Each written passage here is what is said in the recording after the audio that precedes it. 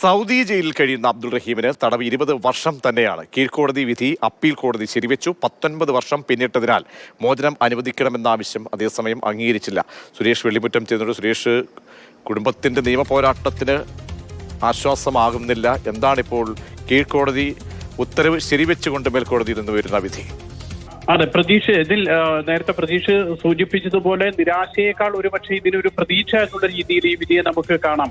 കാരണം ഇപ്പോൾ അപ്പീൽ നൽകിയിരുന്നത് പ്രോസിക്യൂഷൻ ആയിരുന്നു. പ്രോസിക്യൂഷന്റെ പ്രധാനപ്പെട്ട വാദം റഹീമിന് കീഴ്ക്കോടതി വിധിച്ചിട്ടുള്ള ശിക്ഷ അത് പോരാ, ഉയർന്ന ശിക്ഷ നൽകണം എന്നുള്ളതായിരുന്നു. ആ വാദം നിരാകരിച്ചുകൊണ്ടാണ് ഇപ്പോൾ അപ്പീൽ കോടതി പറഞ്ഞത് 20 വർഷം എന്നുള്ള കീഴ്ക്കോടതിയുടെ വിധി അത് ശരിവെക്കുകയാണ്, അത് അംഗീകരിക്കുകയാണ് ചെയ്യുന്നത്. അപ്പോൾ സ്വാഭാവികമായും 20 വർഷം എന്നുള്ളത് അടുത്ത വർഷമാകുമ്പോഴേക്കും പൂർത്തിയാകും. 19 വർഷം നിലവിൽ കഴിഞ്ഞിട്ടുണ്ട്. അതുകൊണ്ട് തന്നെ അടുത്ത വർഷം പകുതിയാകുമ്പോഴേക്കും റഹീമിന് അടുത്ത വർഷം നവംബർ ഒക്കെ ആകുമ്പോഴേക്കും നിലവിൽ ഈ വിധി നിലനിൽക്കുകയാണെങ്കിൽ റഹീമിന് ജയിൽ മോചിതനാകാൻ കഴിയും.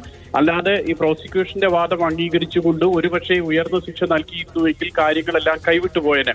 അതുകൊണ്ട് കുടുംബത്തിനും അതോടൊപ്പം നിയമ പോരാട്ടം നടത്തിയിട്ടുള്ളവർക്കും മലയാളികൾക്കും ഒക്കെ ഇതിനൊരു ആശ്വാസ വിധിയായി കാണാനും കഴിയും. അതുകൊണ്ടാണ് ഈ നിയമസഹായ സമിതി ഈ വിധിയെ സ്വാഗതം ചെയ്യുന്നത്. അതേസമയം റഹീമിന്റെ ഇന്നത്തെ വാദം, റഹീമിന്റെ അഭിഭാഷകൻ ഇന്ന് കോടതിയിൽ ആവശ്യപ്പെട്ടത് 19 വർഷം കഴിഞ്ഞു, അതുകൊണ്ട് തന്നെ ജയിൽ മോചനം അനുവദിക്കണമെന്നുള്ളതായിരുന്നു. സ്വാഭാവികമായും ഇങ്ങനെ ഒരു അപ്പീൽ പരിഗണിക്കുമ്പോൾ അവർക്ക് ഉന്നയിക്കാവുന്ന ഏറ്റവും പ്രധാനപ്പെട്ട ഒരു വാദവും അത് തന്നെയാണ്. പക്ഷേ കോടതി അത് അംഗീകരിച്ചില്ല. അതേസമയം പറഞ്ഞത് മേൽക്കോടതിയെ വേണമെങ്കിൽ അപ്പീൽ നിങ്ങൾക്ക് അല്ലെങ്കിൽ പ്രതിഭാഗത്തിന് മേൽക്കോടതിയെ സമീപിക്കാമെന്നും പറയുന്നുണ്ട്. ഏതായാലും 20 വർഷം മാത്രമേ ജയിൽ ശിക്ഷ ഉള്ളൂ എന്ന് നമുക്ക് മനസ്സിലാക്കാം. കൂടി അവസാനിക്കും. അതേസമയം 1 വർഷം കൂടി ജയിലിൽ കഴിയേണ്ടി വരുന്ന ഒരു സാഹചര്യം കൂടിയാണ് കീഴ്ക്കോടതി വിധി. അപ്പീൽ കോടതി അങ്ങനെ ശരിവെച്ചിരിക്കുന്നത് 19 വർഷം പിന്നിട്ടതിനാൽ മോചനം അനുവദിക്കണമെന്ന ആവശ്യം മാത്രം അംഗീകരിച്ചില്ല.